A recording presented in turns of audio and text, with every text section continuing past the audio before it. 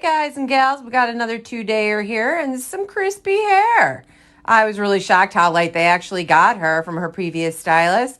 But let me tell you, hair is a sponge and it sucks up everything you got put on it. So here we're using Malibu CPR. She uses overtone. And this is all the pigment we pulled off of it. I wanted to get that off. And then I followed it with an Olaplex standalone treatment and Olaplex number 8. And look, her hair actually moved. And I call this the resurrection. So if anybody needs a resurrection, come on in and I'll give you one. So here I'm applying Olaplex number 2 right there because her hair is already light. I don't want any breakage.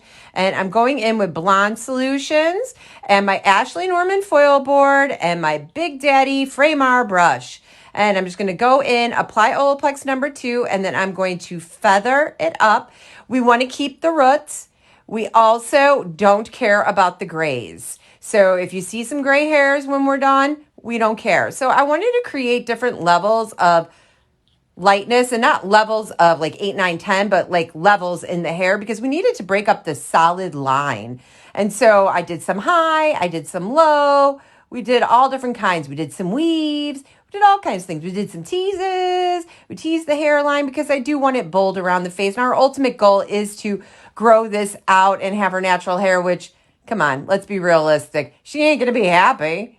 Once you have fun hair, it's hard not to have fun hair. And just to have like normal hair is like, it's so hard. So anyways, back to feathering it up, kind of keeping the angle in. Again, applying the Olaplex number 2. I did this on every single piece. Now, when the hair's done, I pull it and I let the rest process because I don't need no breakage. So here's our raw lift. I did not put anything on the ends. We are still going pink. You do not need to be white for pink. So I'm going to go in, I'm going to drop her base, and I'm going to use 3IN in OligoPro gloss. And I'm going to go ahead and just apply that to the root area. And then I am going to comb it all down with my Olivia Garden blender brush, which is my favorite comb brush for doing shadow roots. So I'm just going to go ahead and apply that to the whole head. And as you can see, I'm just going to come in and comb that down with my brush.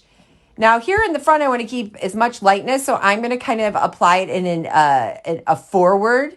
So you get more coverage as you go back, like more of a drop.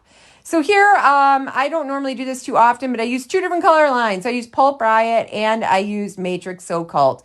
Matrix So Cult doesn't have that many great pinks. They got a great magenta, but that's about it.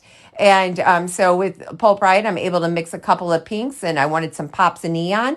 So I went in and sliced some really bright pieces in there, weaved out some chunks, some darker pieces, some lighter pieces, just to give it a slight contrast shift.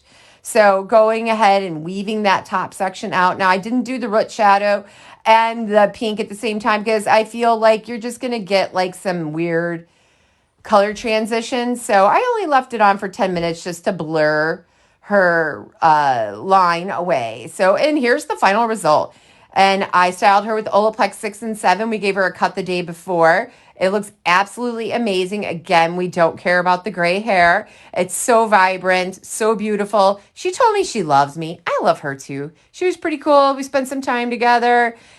It came out amazing, so beautiful. Of course, I cut my time short. Wish I had about 20 more minutes to style her, but all in all, really, really happy with the final result. Okay, guys, if you have any questions, leave them down below. Talk to you later. Bye. Hey guys, and if you liked that video, don't forget to check out this one. And don't forget to like, share, and subscribe. And don't forget to hit the ding dong.